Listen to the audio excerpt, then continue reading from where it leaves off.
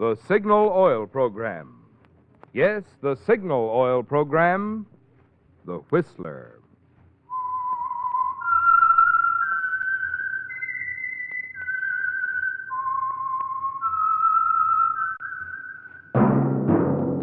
That whistle is your signal for the Signal Oil Program, the Whistler.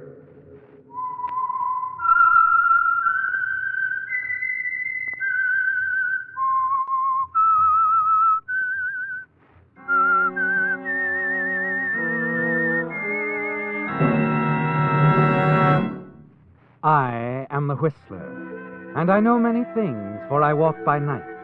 I know many strange tales hidden in the hearts of men and women who have stepped into the shadows. Yes, I know the nameless terrors of which they dare not speak. Yes, friends, it's time for the Signal Oil Program, the Whistler, rated tops in popularity for a longer period of time than any other West Coast program in radio history. And Signal gasoline is tops, too, tops in quality. It takes extra quality, you know, to give you extra mileage. And Signal is the famous Go Farther gasoline. So look for the Signal circle sign in yellow and black that identifies independently operated signal stations from Canada to Mexico. And now the Whistler's strange story. Danger is a beautiful blonde.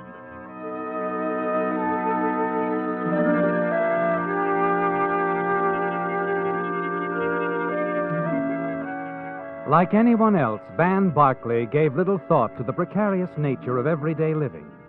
Had he had occasion to probe the fact, he might have acknowledged that danger is always present and that it can strike quite suddenly.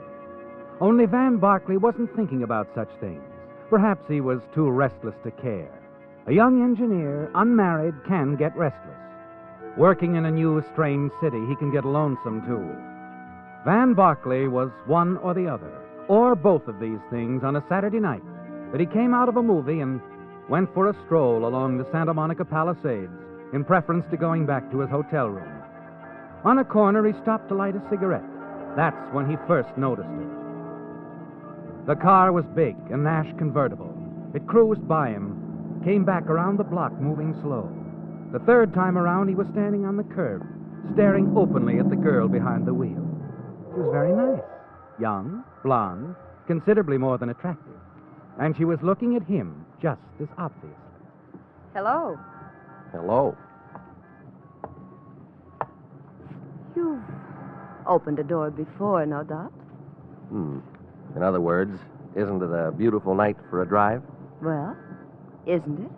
Yeah, that's what I said.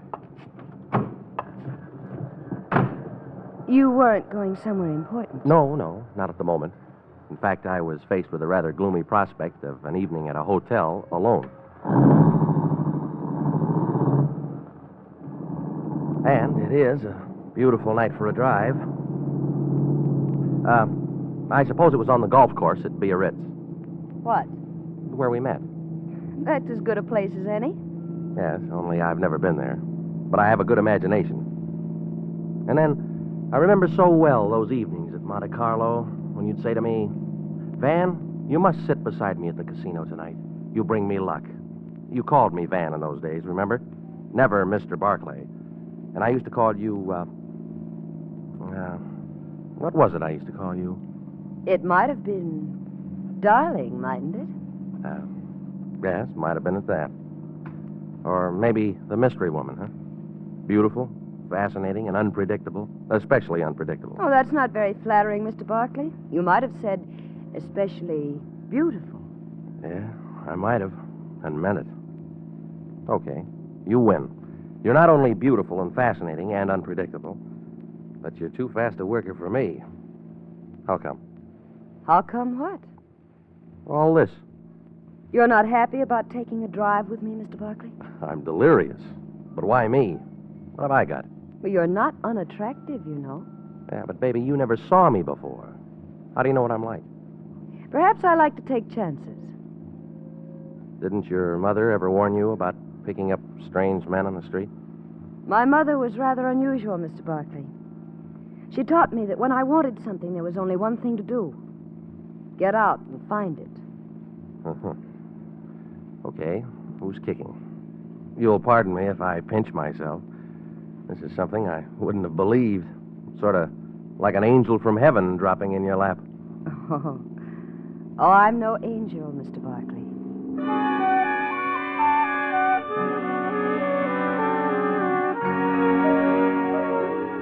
Well, Van, interesting girl, isn't she? Anything can happen on a quiet Saturday night. As you look over at her, the motion of the car moving her hair excitingly, you ask yourself if you might not be dreaming. And the dream gets a little better, doesn't it? As she swings into a long, curving driveway and stops before a big, sprawling house on a cliff above the ocean and smiles over at you. Would you like a drink? You're driving. Then come on, we'll go in. Well, this is the swankiest roadhouse I ever saw. Oh, it's not a roadhouse. I live here. Come on.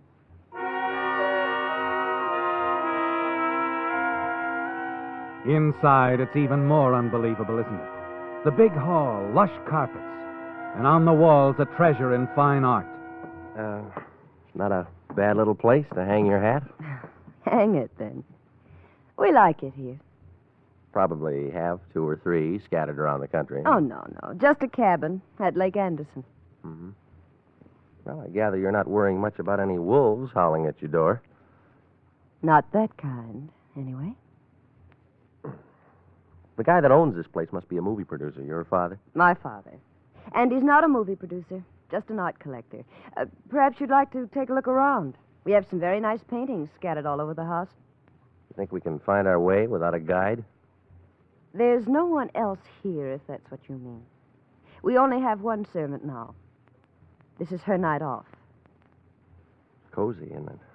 The whole place to ourselves, all 50 rooms. Oh, it's not that bad. We'll take a look as soon as we have that drink I promised you. You feel like pinching yourself, don't you, Van? This is the kind of thing that just doesn't happen. But it's real. She's real. And she's even more attractive than she looked in the car. And it isn't the cocktails you've had. Finally, she leads you into the library. Like this room, Van? Very much. Always wanted something like this. The right sort of library is good for a man. I designed this myself. Mm-hmm. Even no interior decorating, huh? You're, pretty complete. Thank you. Van, fix yourself another drink. The decanter is over there. I'll be right back. Well, take your time. This is all very pleasant.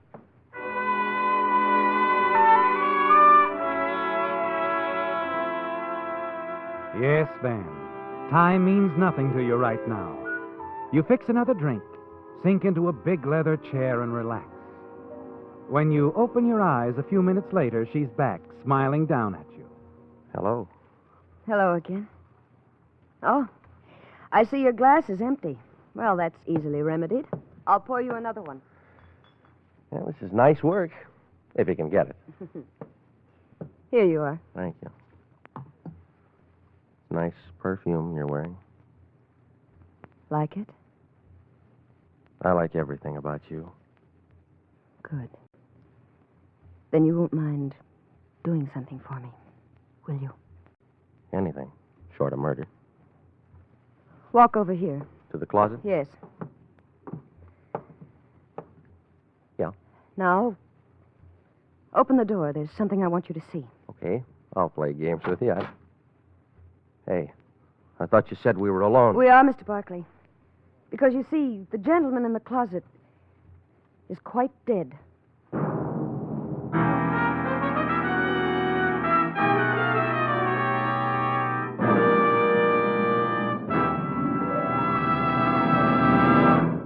With the prologue of Danger is a Beautiful Blonde, the Signal Oil Company brings you another strange story by The Whistler. When you Whistler fans are on a trip some distance from home, have you found yourself wondering at what other points on your car's radio dial you can tune in The Whistler and your other favorite network programs? You'll know if you have one of the handy radio logs for travelers, which is included in Signal's brand new road maps just off the press. Or on weekend drives, have you tired of the same old scenery, wish there were some different places to go. Just consult the guide to interesting places to visit, which is another extra feature of Signal's new maps.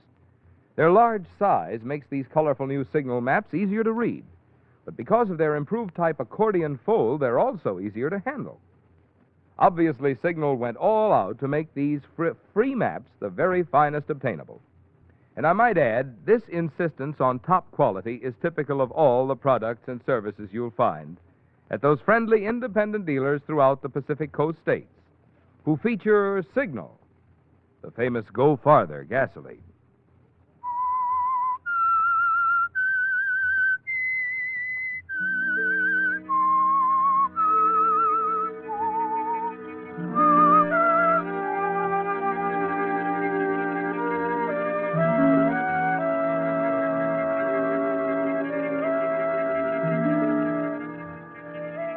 It's a great deal more than you bargained for, isn't it, Van? Yes. When you stepped into the car at the invitation of the beautiful Blonde, you didn't realize what kind of a ride was ahead. It was like a dream, wasn't it? Going to her home, having cocktails and relaxing. And then in the library, you looked into the closet. It's fantastic, Van. Your mind spins, almost unable to cope with the situation, as you stare down at the quiet figure of a dead man on the floor of the closet. You scarcely hear the girl beside you. You'll help me, won't you? What'd you say? All you have to do is help me hide him permanently. Now, wait a There's minute. a place out in the garden where some newly turned earth wouldn't be noticed, but I'm not much good at digging graves. Baby. You can count me out. I don't know how this guy happens to have a hole in his head, and I'm not asking any questions, but just count me out on any part of this You deal. said you'd do anything for me. Yeah, but I don't go off the deep end for anybody, especially for a girl who's in the habit of keeping dead bodies lying around. No, lady. Pardon me. Well, I'll be seeing you. I think you'd better wait, Mr. Barkley. Oh. Yeah. I see what you mean. I see you're wearing a gun, too. Uh-huh. And I assure you I know how to use it. How can I doubt that, with the evidence staring me in the face? Good. Then if you'll just pick up our late departed friend and come with me, I'll show you the place. You know that business about your being no angel? I'm just about convinced.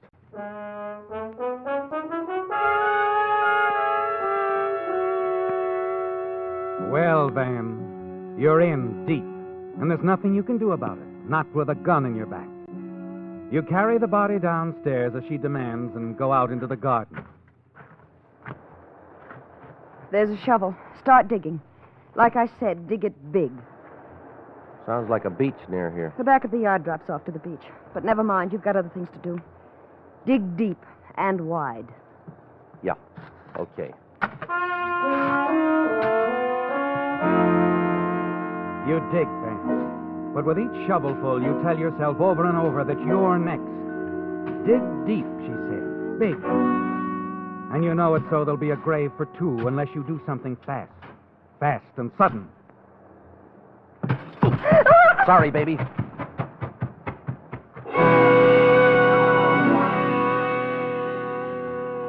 A heavy shovelful of dirt in her face knocks her off her feet. At the same time, you're leaping clear, racing for the drop-off at the back of the property. It's a wild, frightening scramble down through the rock and brush until you hit the beach, running hard. There are no shots, no footsteps. You're away, Van. Free. Far down the beach, you work your way back up to the highway, catch the bus for town in the safety of your hotel room. You're too upset to decide what to do that night. You want to call the police, but the memory of that blonde hair and those pale blue eyes stops you. You want to be sure before doing anything that will send her to the gas chamber. You turn in without deciding. Next morning, when you go downstairs, the desk clerk hands you something. Good morning, Mr. Barkley. Morning. What's this? A young lady left it late last night. Well, there's nothing written on the envelope. She just told me to put it in your box. Oh. Well, thanks. That looks awful green. Yeah. $100 bill. And no note, no nothing? No. I wish I knew your secret, Mr. Barkley. You'd like to know that secret yourself, wouldn't you, Van? Now more than ever. $100 to pay for your silence, and probably a chance at more if you live up to the bargain. But there's also a chance to play it smart, isn't there? If you can find out more about this girl, her name, what's behind it all. You catch the bus again, and as you approach the big house, there seems to be quite a few people around. At the gas station on the corner, you find out why. All set, Mr. Armstrong. Anything else? That's all, Joe. Thanks.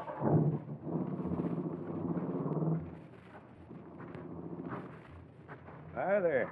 What can I do for you, mister? Run out of gas or something? No, I was just walking, and I saw there was some kind of excitement around here. Yeah, more than we've had in a long time. They found a body down on the beach this morning. Oh? Somebody drowned? Maybe so. But he got a bullet hole through his forehead first. Oh, murder, huh? Yeah, looks that way. Guy named Alfred Hamilton. Lived right up the street. Over in that house? Ridgely's? Oh, no. He used to be over there a lot, but he didn't live there.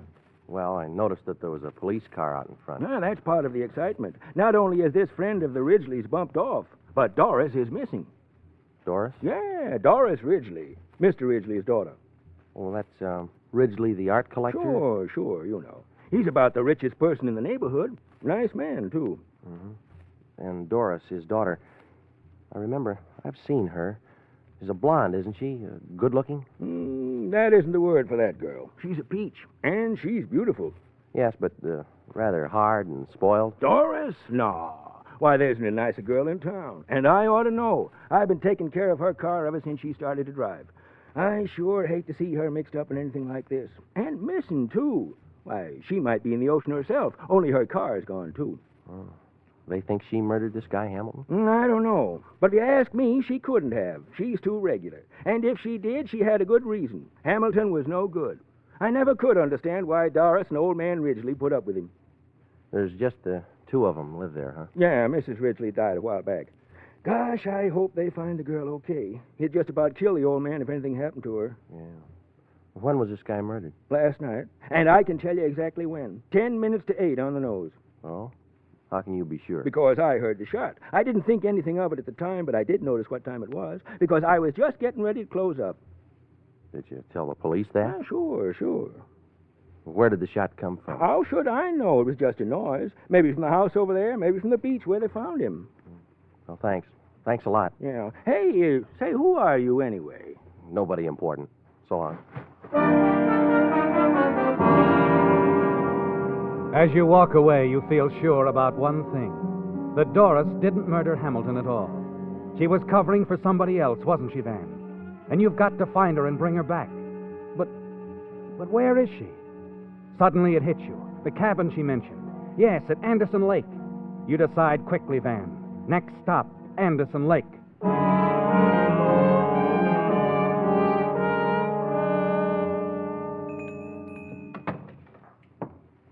Hello there, young fella. What can I do for you? Got everything here a body needs. Groceries, notions, drugs, fishing, tackle. Oh, no, I was looking for somebody, Pop. Thought maybe you could give me directions. Well, I'm the person to come to. Can tell you about anybody in Anderson Lake. Who you looking for? Doris Ridgely? She's got a cabin up here, hasn't she? Yep. Well, how do I get there? You don't. Huh? Why not? Wouldn't do you no good. Why not? Nobody there. But I'm sure Doris is up here, and I've got to find her. Well, if you got eyes in your head, you wouldn't have to go to no cabin. Huh? If you look across the street over there, you'll see her car in front of Jake's Cafe. She's eating inside. Okay. Thanks, Pop.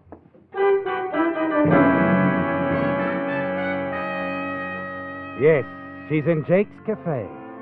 And you wait outside until she comes out. As she gets into the convertible, you slip around the other side and open the door. Hello, baby. It's a nice day for a drive, isn't it? Mr. Barkley. Don't reach for your bag. I'll take it instead. I'll take a look inside, too. Yeah, just as I thought, the gun. You still got it. Well, I'll just keep it this time, if you don't mind. Look, Mr. Barkley. Now, just a minute. I'll do the talking this time. First, I'll give this back to you. Even if I had a price for this sort of thing, it wouldn't be $100. It's all I had last night. I said even if I had a price. I don't. I'll keep my mouth shut until I'm ready to talk. Or you are. What makes you think I have anything to talk about? Now, look, I think I know a good kid when I see one. If you're really in trouble, I'm sorry. But I don't think you are. I don't think you killed this heel, Hamilton. I think you're covering up for somebody. No, I'm not. I killed him. He was threatening me. Threatening to tell something about me, and I killed him. I don't believe you. All you did was try to get me to help cover up somebody else's work. No, that's not true. Okay, so you're not ready to talk yet. Come on, let's go for a drive. Well, You know, I'm sorry I had to smother you with that shovel full of dirt last night. But I didn't like the prospect of sharing that hole in the ground with Hamilton. you mean you thought I'd... Oh, no, I never intended to do that. Well, how'd you think you'd get away with it then? Just let me walk away to tell the cops? I don't know. Okay, baby, keep your chin up. Of course you don't know. You were mixed up in something you knew nothing about. Well, you couldn't have killed this guy, Hamilton, any more than you could have killed me. So come on, come clean. No, I can't. All right, now look, whoever this is you're covering up for, they'll be found out eventually. Probably they had a good reason for doing this, from what I hear about Hamilton. But now you've got to get yourself off the spot, and me, too.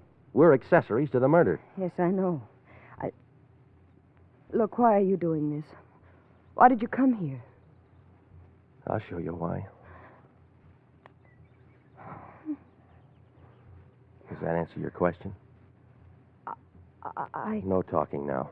Come on, start driving. We got to have a little talk with the police.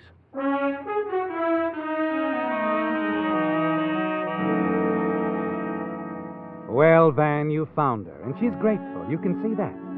The way she smiles at you weakly, wonderingly.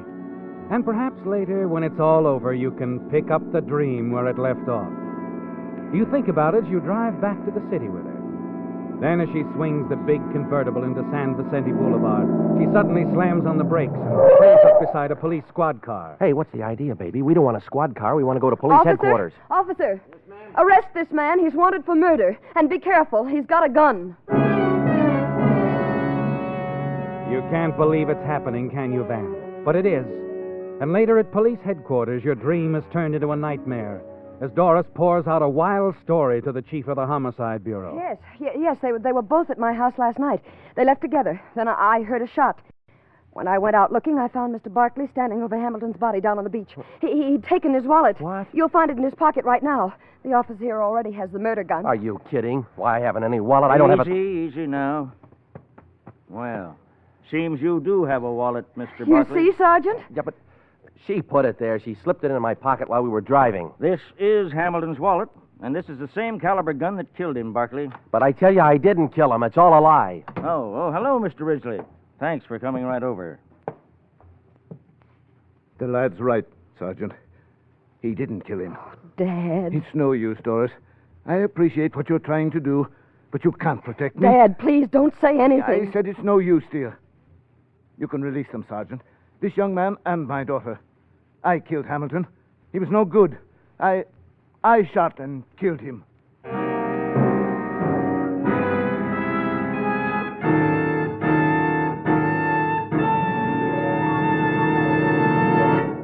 The Whistler will return in just a moment with the strange ending to tonight's story.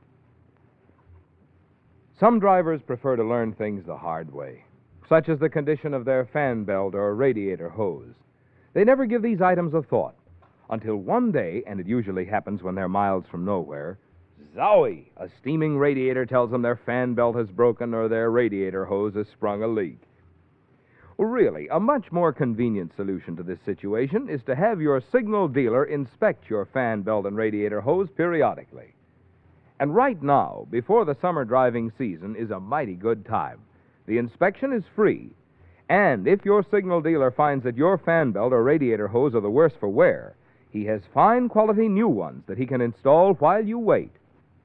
These, incidentally, are just 2 items from your signal dealer's complete line of recognized quality accessories that include Lee tires, Champion spark plugs, Rainmaster windshield wiper blades, and Purolator oil filters.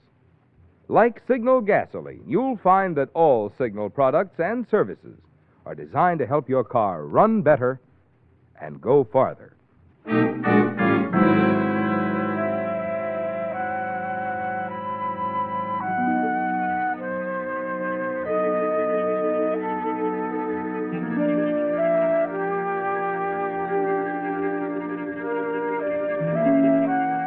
The surprises are hitting you like punches from a fighter, aren't they, Van?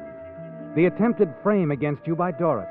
And now, out of the blue, her father, facing the police, admitting that he killed Hamilton. You stare from one to the other, wondering and waiting. And then Doris breaks the silence. But, Dad, you couldn't have killed Hamilton. Why couldn't he? He just confessed. That's good enough for me. He confessed to protect me. Dad had no reason He to... could have had the best reason in the world, blackmail. That was Hamilton's racket. Blackmail? That's the answer, Doris. Hamilton had been bleeding me for a long time. But a few days ago, I got the evidence to clear myself and expose him. So you sent for him and told him. He got tough and... I shot him. I had to, in self-defense. Oh, look, officer, you found the gun in Hamilton's wallet on this man right here. What more do you want? I tell you, I never saw this girl in my life until last night. It's no use, Doris. It happened exactly as I said. No, Dad, I know you didn't do it. There's only one way you could know, Miss Ridgely. Yes, Sergeant. There's only one way I could know. I tell you, my daughter is lying. Mr. Ridgely is right, Sergeant. Oh, hello, Lieutenant. Find anything? Plenty. His daughter's lying to protect him. We know from the gas station attendant's testimony that the shot that killed Hamilton was fired last night at 10 minutes to 8. We've checked every move of Miss Ridgely's, and at 10 minutes of 8, she was seen buying a pack of cigarettes at the corner drugstore. Then it was Mr. Ridgely. Mr. Ridgely left Hamilton in his living room last night somewhere around 7 o'clock, probably after telling him he was going to expose him to the police. At 10 minutes to 8, Mr. Ridgely was seen having a drink at the Sea House. So, Barkley, you did take Hamilton's wallet. It was your gun. I tell you, I never even heard of any of these people. It wasn't young Romeo here either. Then who? Alfred Hamilton committed suicide. Suicide? That's right. There's no doubt about it. Powder burns on his face. He was left-handed. The angle of the bullet in the left temple shows the wound was self-inflicted. Hand tests prove beyond a doubt that Hamilton fired a shot a few seconds before his death. I guess when he realized Mr. Ridgely was going to expose him to the police, he just couldn't take it. And now, Mr. Ridgely, if you'll come into my office a minute, I'll show you the reports. Dad, we'll wait in the car. I'll be along in a minute, Doris.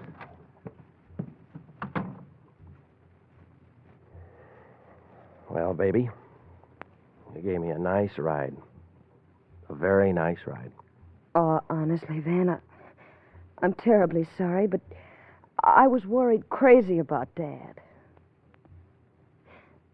Van, do you think we could have that drink again sometime, maybe? Oh, look, you're a nice kid. You're beautiful, fascinating, all those things, especially beautiful. But, baby, if you ever see me walking down the street again, just go on by. Please.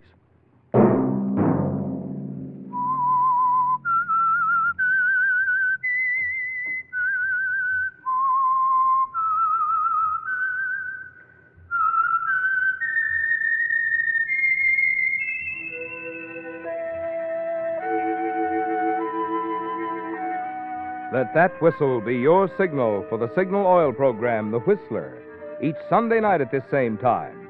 Brought to you by the Signal Oil Company, marketers of Signal gasoline and motor oil and fine quality automotive accessories. Signal has asked me to remind you, to get the most driving pleasure, drive at sensible speeds, be courteous, and obey traffic regulations. It may save a life, possibly your own.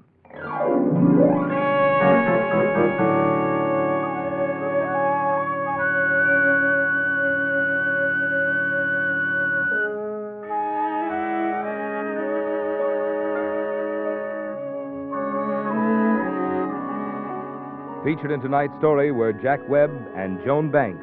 The Whistler was produced and directed by George W. Allen, with story by Hazel Lytle and John Dunkel, music by Wilbur Hatch, and was transmitted to our troops overseas by the Armed Forces Radio Service. The Whistler is entirely fictional, and all characters portrayed on The Whistler are also fictional. Any similarity of names or resemblance to persons living or dead is purely coincidental. Remember at this same time next Sunday, another strange tale by The Whistler. Marvin Miller speaking. This is CBS, the Columbia Broadcasting System.